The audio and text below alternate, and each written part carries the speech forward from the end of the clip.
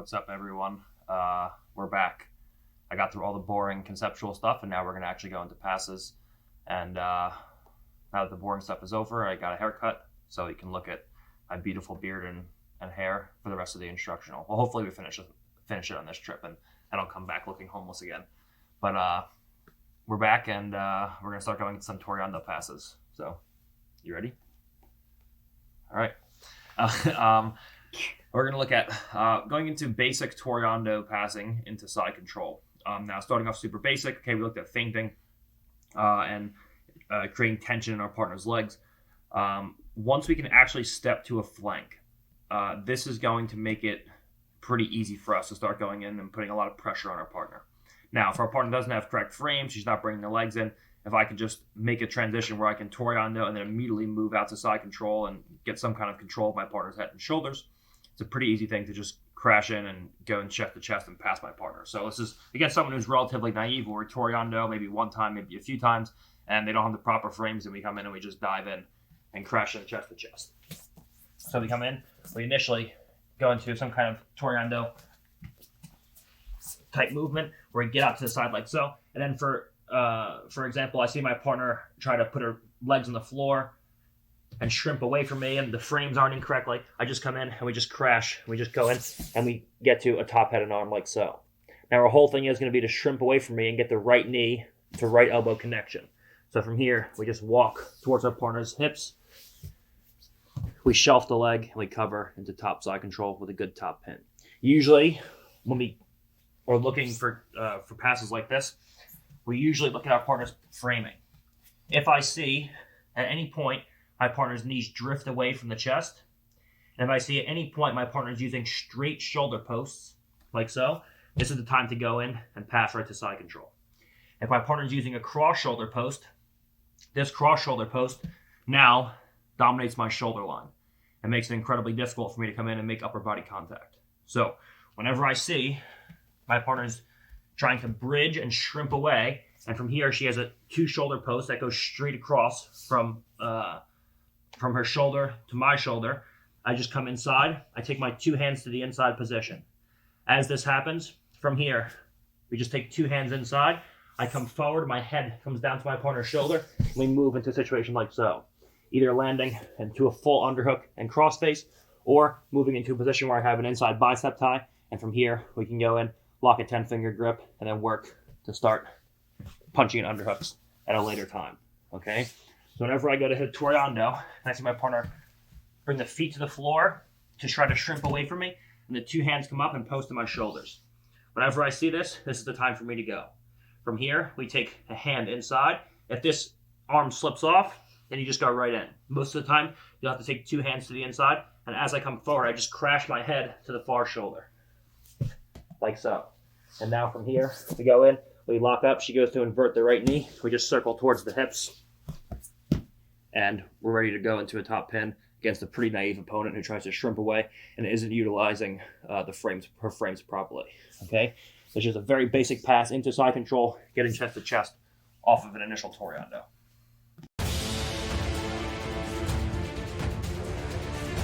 All right, so this time, let's assume we get past our partner's hip line.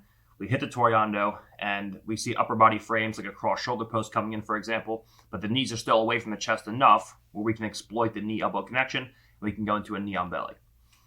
When we go into a knee on belly, especially without the gi, the main danger associated with this is that our legs are open to attack, okay, because there's no upper body connection. I don't have control of the head and shoulders. And there's no lapel to grab onto to give me control of the head and shoulders.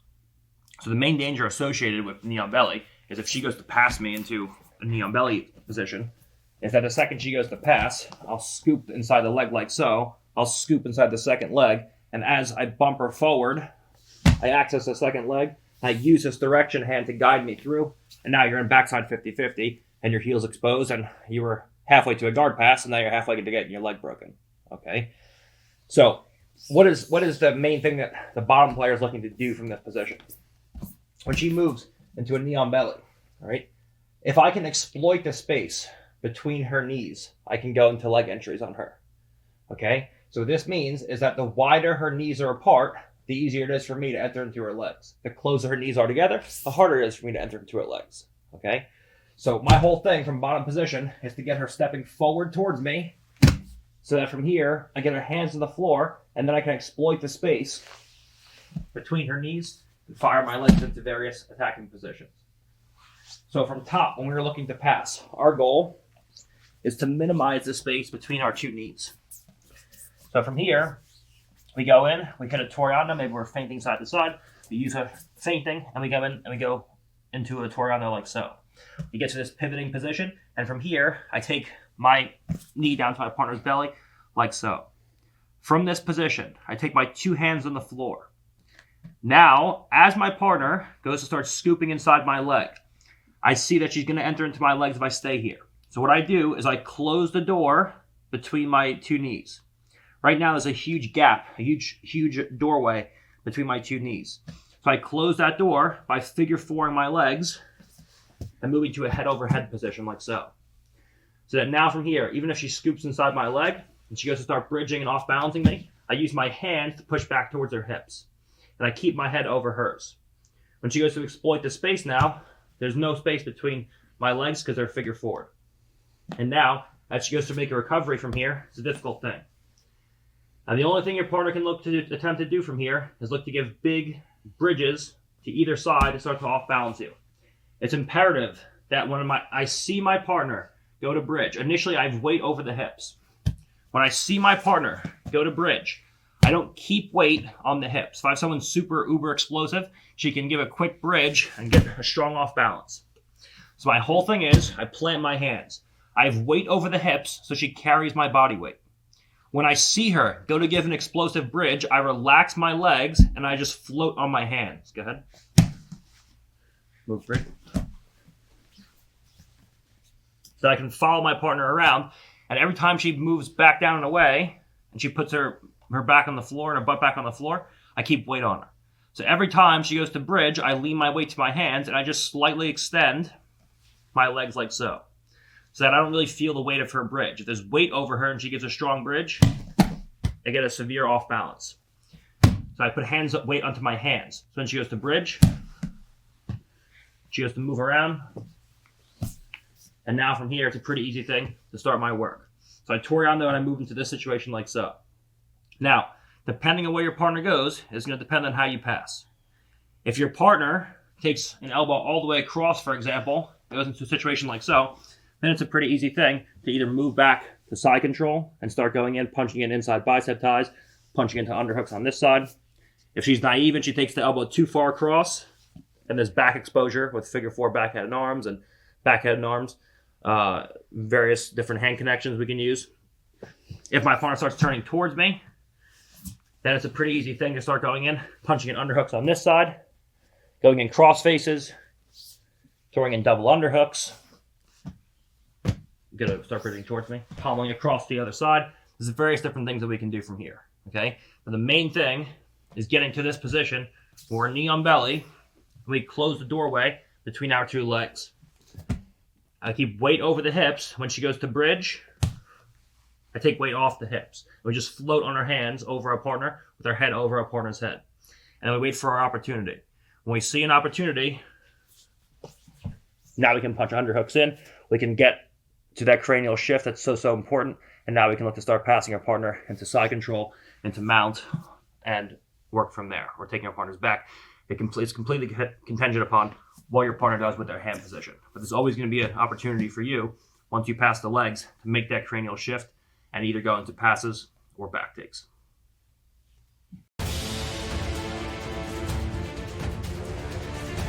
All right, so I guess during this clip, Sunny's going to have socks on because she's a frozen popsicle here in Boston. So she's going to be wearing socks on this clip. How cold is it outside? In this clip, and probably in the further clips too, it's 17. Outside, right? Well, outside, but inside it's very cold too. So I'm going to be wearing socks. But not 17, right? It's just cold? It's 32 max inside. It's really cold. I don't know about that, but... My feet are purple. It's a little cold. It's very cold. Anyways. All right, so let's look now at a way that we can move back into our partner's legs we looked at this idea in body lock passing, body lock specific study, the idea of backtracking, where we go back into our partner's legs, provided it's on our own terms.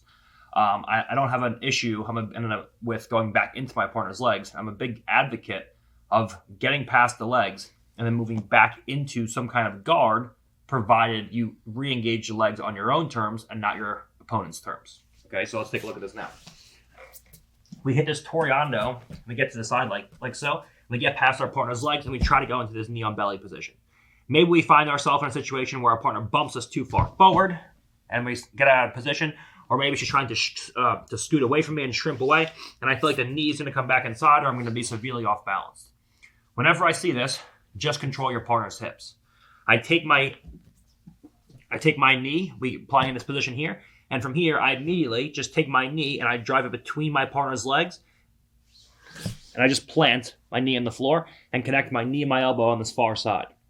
When she goes to shrimp away now, she can't because of my elbow position.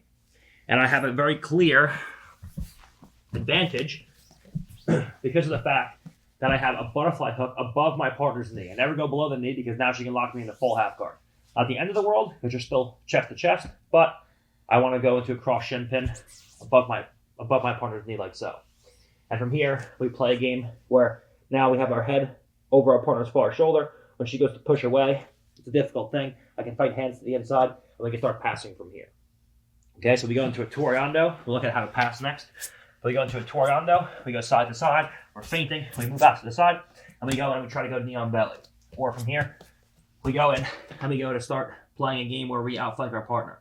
Whenever I see the legs are coming up or I'm having an issue, from here I just go right from the Toriando, and we just go right into this cross shin pin. Or from here I play a game where you can either go figure four or you can unlock your legs. Both are good. And from here, we go knee to elbow connection on the far side. When she goes to start shrimping away or moving away, you find it's a very difficult thing from here, and you can always go in and form some kind of upper body connection and start passing either to side control or to mount with this cross shin pin. So it looks like you're in half guard, but you're not. The purpose of this is to control your partner's hips to stop her high legging, stop her shrimping away, so you can actively control the hips, and then you can work at your pace to actually pass their legs and pass their guard.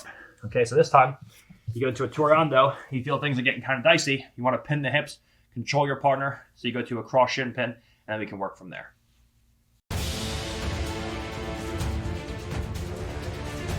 All right, so now let's look at passing from this cross shin pin.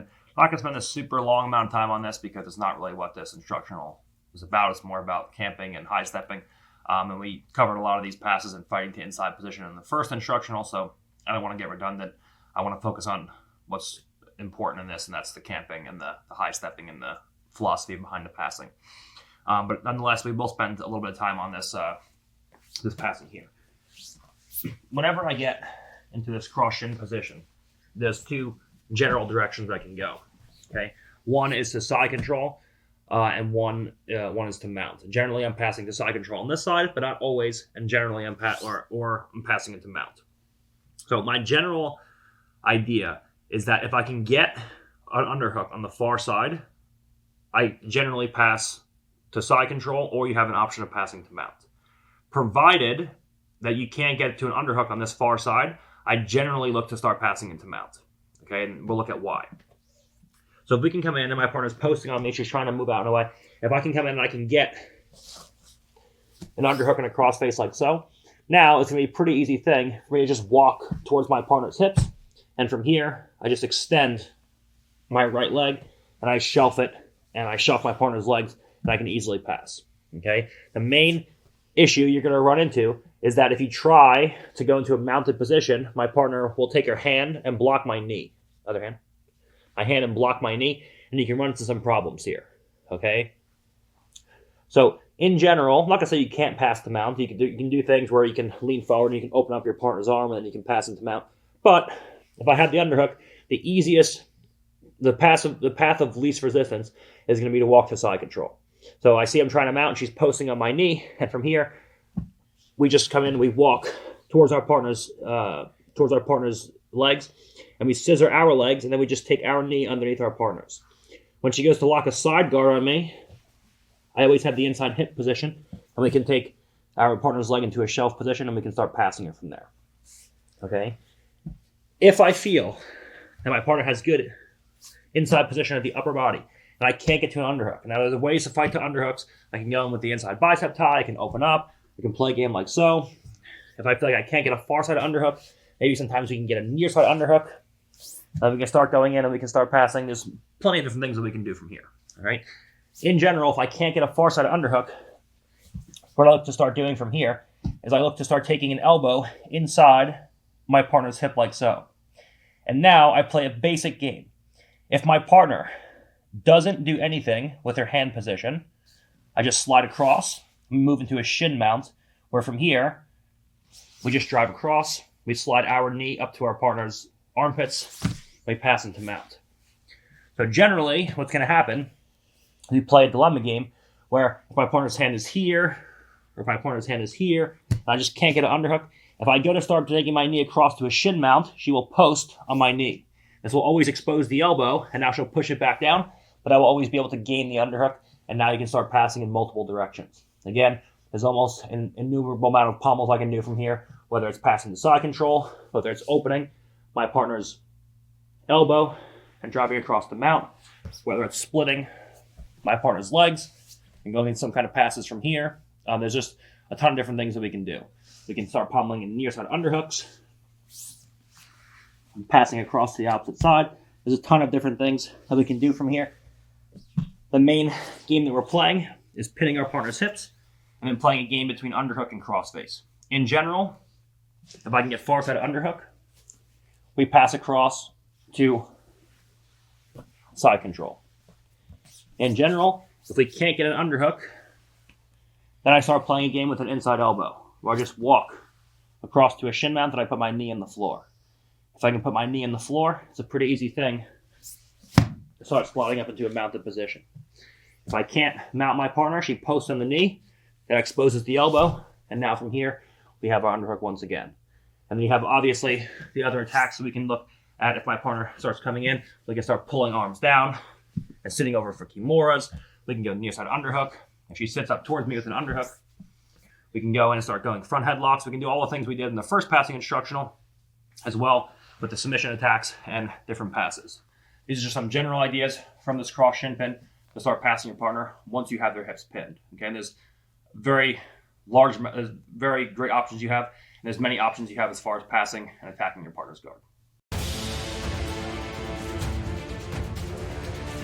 All right, so just reiterating, there's going to be a time where you can't force a cross shin pin, and there's going to be a time where you can't force knee on belly.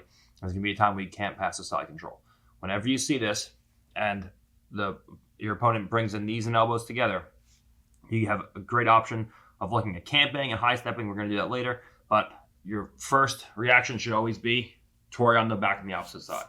So if I feel I go in, I'm feinting here, I'm moving around, I'm playing, and then from here I Toriando one side, the knees come in, I'm trying to hit my pass, I feel like I can't do it. As she goes to bring the knees in, I just take her legs a little bit further than she wanted to go, and as she goes to face me, I Toriando back the other way. And now from here, I can go in and I can start playing a game where I go in and pass to the other side, or Toriando back in the opposite direction. You can chain these Toriandos together, side to side. Okay, so just reiterating, don't just do one Toriando and expect to get past your partner's legs and past your partner's guard. Okay, Toriando side to side until you feel an opening, and that's your chance to either drop down to side control, or circle to north-south, or start camping, or start high stepping, and play a game from there. So what's going to get you initially past your partner's J point is the Toriando, and then Toriando side to side and pressure over time is what's going to wear your partner down, exhaust them, and allow you to get into your prime passing positions. Okay, so now we're going to talk about J-point camping, okay, and how we can set up both on a naive opponent and an opponent who's much better. First of all, what is J-point camping? All right, when I get past my partner's hip line and get to the jeopardy point, you're just going to set up camp. And you're going to stay in this given position for as long as it takes you to either force half guard or pass your partner's guard. It can be 5, 10, 20, 30, 45 seconds. And eventually your partner's going to get exhausted. Okay? So we're going to look at, first, what is this position? We've all seen this position here, right? Where I have a hand on my partner's knee. I have a hand cutting over my partner's hip. I have a nice fall strip over the far hip with a forearm inside my partner's hip. We've all seen this from here. We've all seen this from here, like so. The one mistake that everyone makes, which is the biggest mistake, is that they don't have proper head position. So your partner from here, high legs over. Now she has the inside position with the leg, and the whole pass falls apart. You need to have your elbow inside and your shoulder inside in order to pass. So from here, they come in and they start playing a game from here. The high leg comes over, and now you're beat. So my whole thing is, when I move to a camping position, I come 1, 2, and then I crash the far shoulder with my head. So my forehead goes right to the far shoulder like so, and I just move into this tripoding position. When she gets to high leg now, it's impossible. When she gets to push me off, it's impossible. When she gets to trap me with her bottom leg, difficult. We just hang out and we camp in that position, okay? This is so important, and it creates a massive amount of pressure on the bottom player. Another important thing is I want to be relatively perpendicular, not parallel. If I go in parallel, you run into 2 straight shoulder posts, where a strong person, even if I close the distance, can bench press me off, and now high leg over. So from here, whenever I see 2 strong frames coming in, I just run to a perpendicular angle. When she goes to start bench pressing me, it messes up the frames, and now she can only push me out in this direction. She can no longer push me towards her legs, which means she can't high leg. If she can push me towards her feet, the high leg comes over. If she can only push me out towards the side, got a high leg, the high leg can never come over. So whenever I see a high leg is inevitably going to come in, I just run, go ahead. I just run to this perpendicular angle, and I just camp in this position here. I just set up camp. And now from here, when she goes to regard, it's incredibly difficult. You're using almost zero energy, and she has to be in a constant state of tension, pulling her knees to her chest, okay? And she can no longer push you with the legs to regard.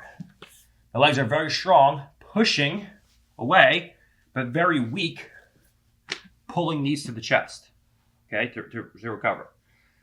So whenever I can pass my partner's knee, this is what I'm looking for, okay? The leg can push at the foot, at the shin, and at the knee. But once you go beyond the knee, now she can only pull.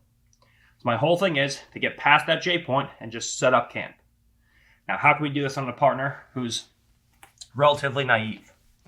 If I see someone who lets me control legs for long amounts of time, I just come in and she's not really doing anything. She's not really giving me a reaction. It's hard to create tension. She's very mobile. I just simply walk to an angle, like so. I just skip out to an angle.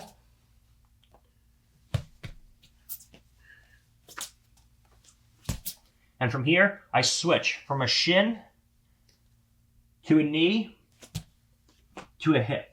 And as I come down to the hip, I just focus on crashing the far shoulder, forehead to far shoulder. So when she goes to frame and high leg, we just move into this position. We start camping on our partner's J point, and we're in, ready to go. So when I see a naive opponent, allows me to just walk to an angle, what she should be doing is facing me.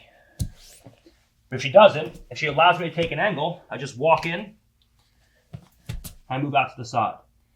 From here, we just come in, 1, 2, 3. When my hands come in place, my hand goes from the shin to the knee, the shin to the hip, and the head to the shoulder. So as she goes to high leg, it's already too late. She's here, she's letting me play. Now she realizes, oh, he's closing distance. Let me high leg. Go ahead. It's already too late. And now from here, we have this good perpendicular angle. We have a hand on the knee, a hand over the hip, and a head on the far shoulder, putting weight into my partner. So from here, when she goes to recover, it's a very, very difficult thing indeed, and I can look to start passing at my pace on my time.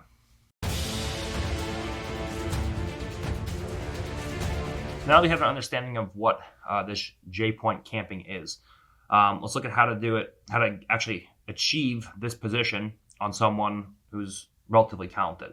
Okay, what I can't do on someone who's talented is just expect to walk to an angle and go into this position. The second I go to switch my hand position, she's immediately going to high leg over, and then this will happen. So normally what I have to do on someone who's talented is I have to create more of a drastic angle change in order to actually move into this position. One where I'm well past my partner's J point, and then as the high leg comes over, we can move into a camping position. If I'm still relatively in front of her, if she's an idiot, then I'll just move into position. And if she's smart, if I try to do it when I'm relatively in front of her, I'll run into 2 frames in the shoulders, a high leg, and I won't be able to move into position. Okay? So generally what I like to do is I like to play a game where I toreando and I get to a more drastic angle where I'm here, I'm playing a game, and then from here, as I go to toreando, I step like so, and I make my turn. Now our whole thing is to find ways to put herself back in front of me. So as she goes to do so, I go from the shins and I just place my hands. Now as she goes to bring everything back inside, I just step a leg back. So I take this leg that's near the hip, I step it back, and now as she goes to high leg, I'm at more of a drastic angle. When she goes to push me down towards the feet now, she can't. She can only push me out and away towards the side. And this makes it much easier now to move into this camping position. Okay? So we start going side to side, we're feinting. I use a switch step, a shuffle step, whatever the case is. We toreando, and we look to start passing from here. The second I see her legs go to come back in, we go in like so. And now as she goes to high leg, the whole thing is my head beating the high leg. So I just crash the far shoulder by just stepping my leg back, and my head comes right down to that far shoulder. So as she goes to high leg, we play right from this position here. Okay? This will make it much easier for us to get into this camping position. All right? We pin our partner's far shoulder, we pin the far hip, and we start working. If my partner's naive, we come in and we just make a switch. Against anybody good, you're going to have to create more of an angle where you first step past the J point and then you start camping. All right? So we're playing a game. She goes to recover, and now we start camping, and we're ready to start passing right from there. Okay? So whenever I can get past the J point and create an angle change where instead of being relatively in front of my partner, we're relatively perpendicular, it'll be much easier to start camping because of the fact that you don't run into those 2 shoulder posts and allow the high leg to come in.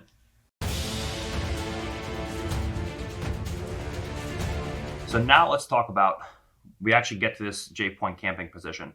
What is actually stopping us from passing our partner's guard?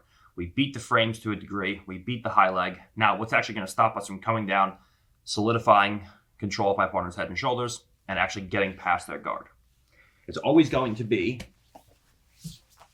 the connection of your partner's near knee and near elbow.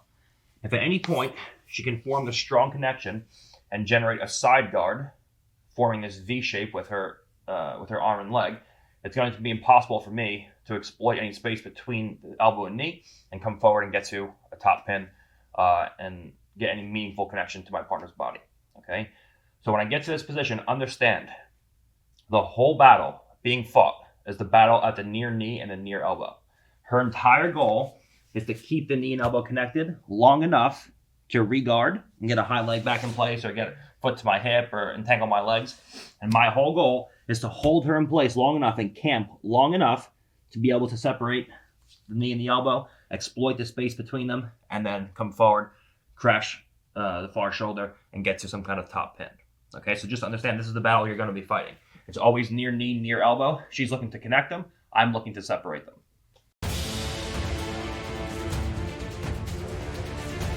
Okay, so now when we get to this camping position, there are 2 main positions my partner can put her knee in. She can have an outward facing knee where it rides relatively along the floor, or she can have an upward facing knee where it points up towards the ceiling. And how we're going to pass, there's two different directions we're going to take here.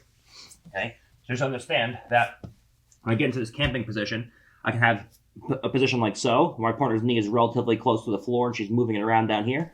Or I can get into a situation where I get to this camping position and now the knee is off the floor and is pointing up towards my chest. And how I'm going to pass will be 2 different general directions that I'll pass with knee on the floor versus knee pointing up towards my chest. So understand, if you get to this camping position and your partner has one knee position versus the other, you're going to be looking at 2 different kinds of passing.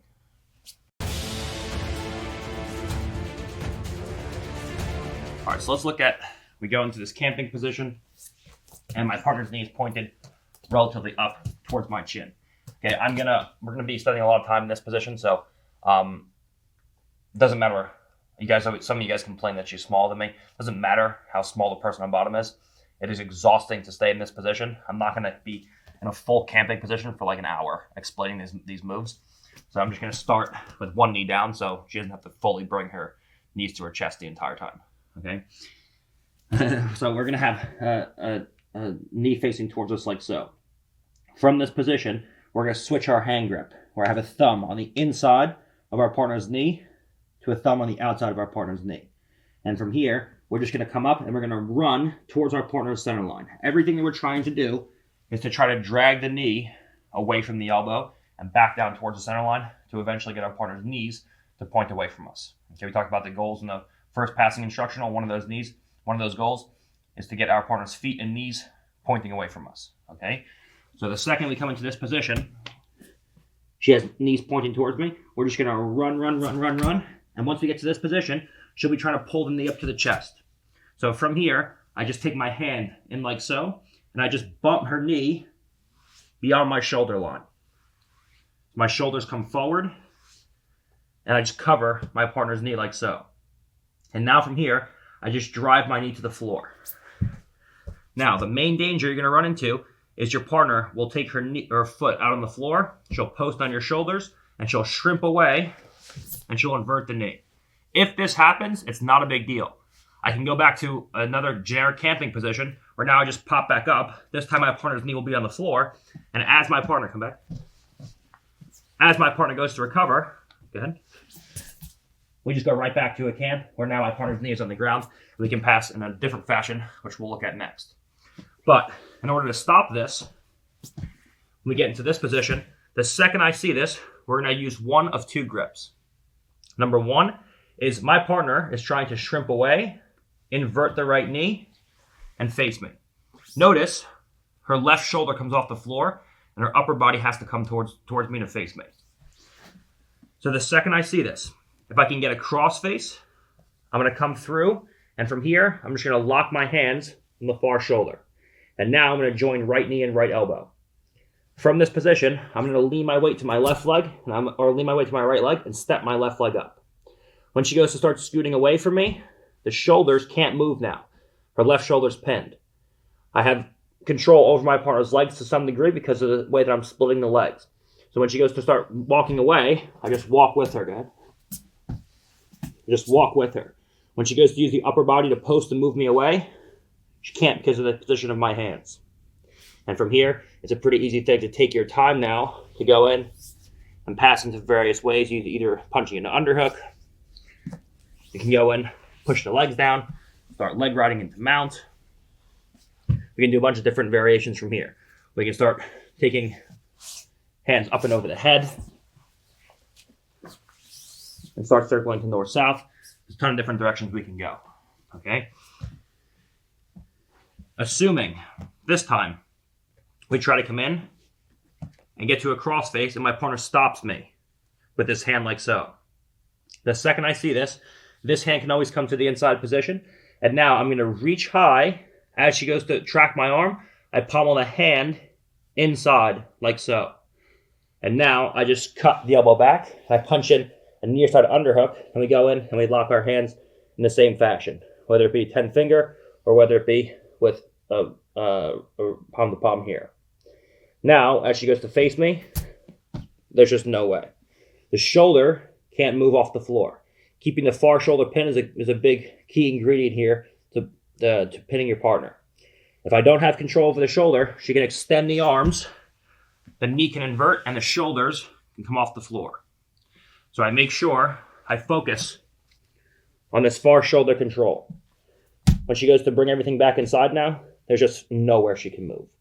And now it's a pretty easy thing to go into a variety of different passes from here. Okay? So we go in, we start camping. We move to this position, her knees pointing upwards. We run. We get to this leg drag position here. Now the biggest danger is disconnection between my upper body and hers. where she pushes, she scoots, and she faces me. Worst case scenario, I see this happen, go ahead. We just go right back to a camp once again. Best case scenario, we start here. We come in, we go inside bicep tie. We can always clear this frame off. You gotta push hard. You can always clear this frame off. Now, if I go cross face, there's no frame here maybe, where the frame slips off, I can go to a cross face, and we can lock in like so. Now, when she goes to start moving away from me, the shoulder can't move, she can't extend the body, she can't push me away. It's a very difficult thing to start inverting that knee. Okay, get the knees fully facing away from me, and now you have a choice of where you want to go. There's almost an endless amount of possibilities from here, passing to north-south, passing to side control, pulling a near side underhook in after the fact, passing across to this side, passing to mount. You can do a bunch of different things. We looked at a lot of different ways that we passed, and we can pass in passing in the first passing instructional. So I'm going to reference those if you guys want, more passing from leg drags and stuff like that. The second way that we can go in and pin our partner's far shoulder is this time she goes to post to my shoulders. We take the inside frame like so. I try to reach high and go to the far shoulder. She follows me, and we just pommel the elbow to the inside. So if I just try to go inside, she just closes her elbow here. So I go 1, 2.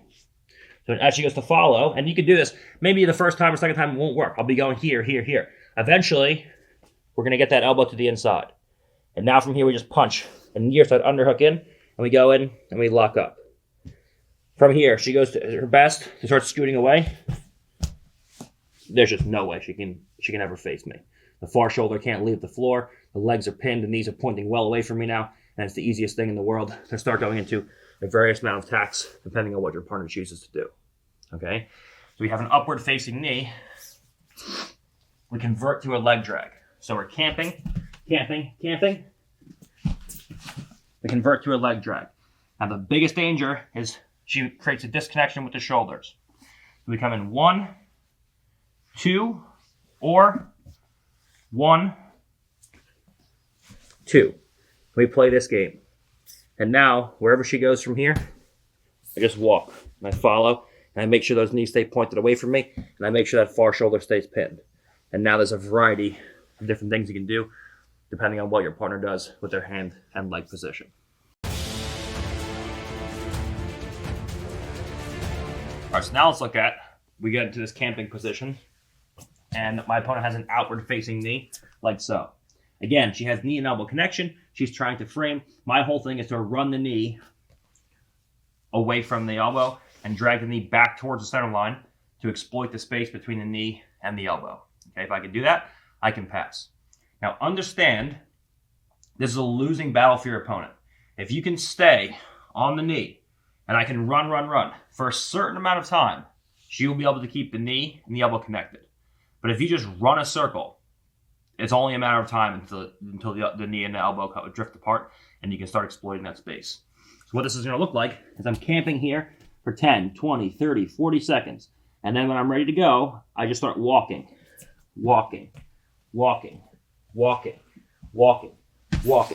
And I get to a situation like so. Now, when you fall, this is a very important thing.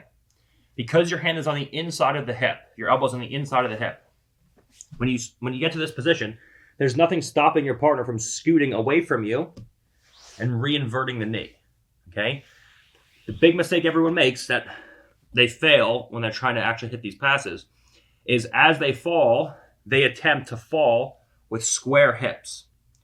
Then they try to go right for the far hip, and as they're doing that, the space between my knee and my elbow and hip are exploited, and she inverts the knee, and she recovers. And now my hand's out of position, and your partner can sometimes recover.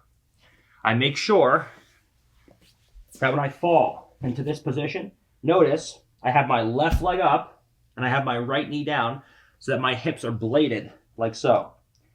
Now, I don't expect to stay static and catch my partner's far hip. What I don't do is reach to the far hip, like so. I stay on the inside of the hip. So worst case scenario, she reinserts the knee. She runs right back into my hand. I pop back up. And now we're camping once again.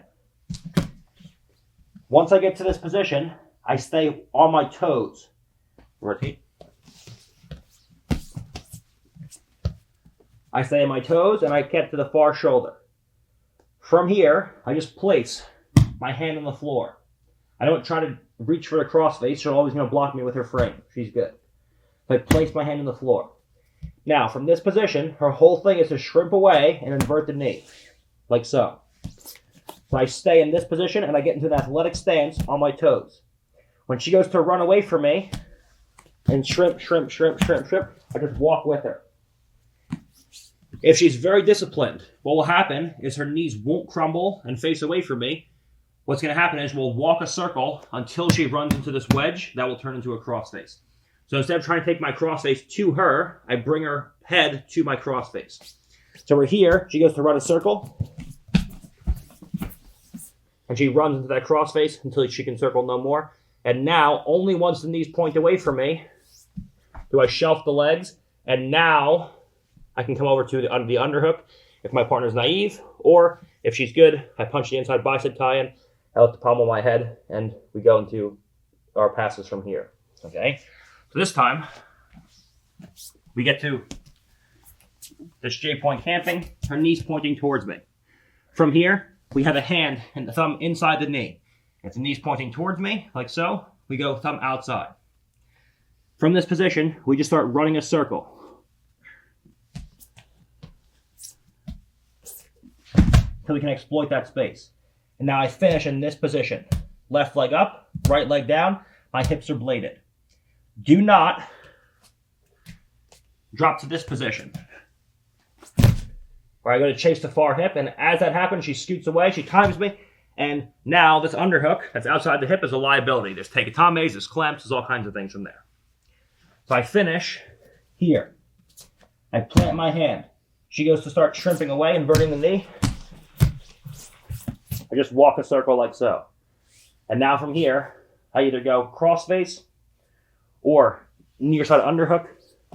It's a pretty easy thing to shelf my partner's leg.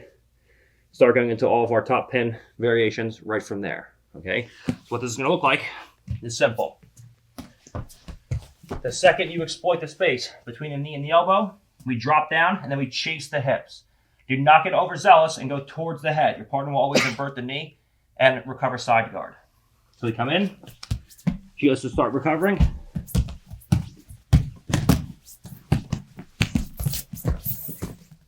And from here, we're ready to go in, pin the far shoulder, shelf our partner's legs, and get to a top pin. Okay? So we exploit that space, and then we walk towards the hips, towards the hips, towards the hips. So we point the knees away from us. You're in this loaded athletic stance. So I can quickly take my knee off the floor and just walk with my partner's hips. Okay? I drop down to the floor only when I see my partner's knee is coming right about the same width as her shoulder. So if you draw a line from the shoulder straight down, anything equal to or inside that line gives me enough time to drop down. If the knee is outside the line of the outside shoulder, and I try to drop, you'll run right into the knee. So I get that knee inside the line of the shoulder. Now I can drop. Now I'm on my toes from here. She goes to run away from me. My right knee comes off the floor, and I just shuffle with her. Go ahead.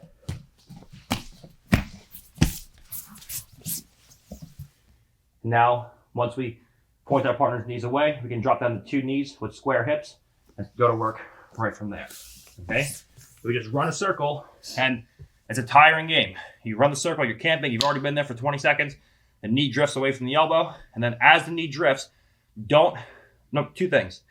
Do not fall to two knees with square hips to allow your partner to invert the knee, and don't get overzealous going towards the head, trying to get control of your partner's head and shoulders, and exploit space between your own knee and elbow. Okay?